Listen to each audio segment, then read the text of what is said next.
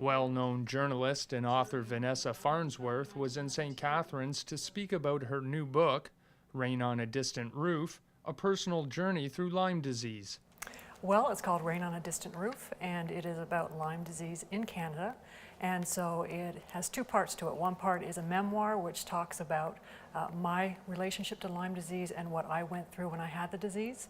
And the other part is scientific discovery. And so basically I take all of the information that researchers have discovered about Lyme disease in Canada, and I consolidate it in the book. By January 1st, I was an extremely healthy person, and now I'm falling apart, and I can't help but think that there's one thing that's causing this. Lyme disease is a multi-system inflammatory disease. It's caused by the bite of a tick that has been infected with one of several different species of Borrelia bacteria.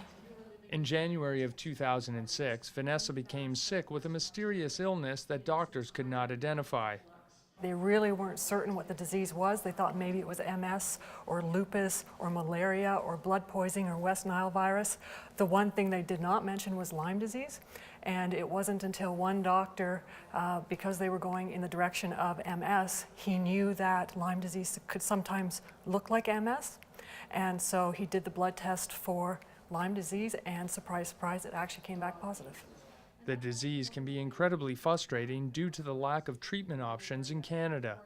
I was not aware when I was first diagnosed with it that it was a controversial disease. I only found out about the controversy involved with Lyme disease when I tried to get treatment beyond 30 days. So doctors, when they diagnosed me, they gave me that 30 days of antibiotics.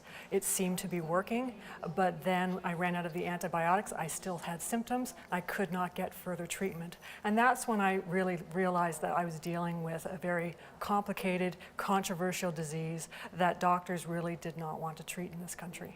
For some, the road to recovery can be a long process. For me, it was a very long process. I was basically down for about 5 years with severe disabilities. I could not function the way I functioned prior to having Lyme disease.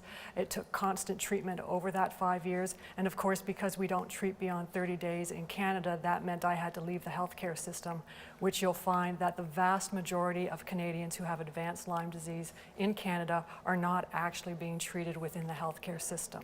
Left untreated, the disease can have lasting effects. For me, it was stage 3 Lyme disease, which is neurological Lyme disease. So I was having symptoms like seizures, paralysis, I had cardiac issues, I had things that made it so that when I got up in the morning, I could not function. You'll find that most people who have these advanced stages of Lyme disease, they have severe fatigue, they have severe muscle pain, joint pain, they have a lot of cognitive deficits, which means they can't think clearly, they have problems making decisions, they have problems remembering things, and these things go on, if it's untreated, for many, many years. For more information about Rain on a Distant Roof by author Vanessa Farnsworth, log on to LymeDiseaseBook.com. In Niagara, for The Source, I'm Stephen Parr.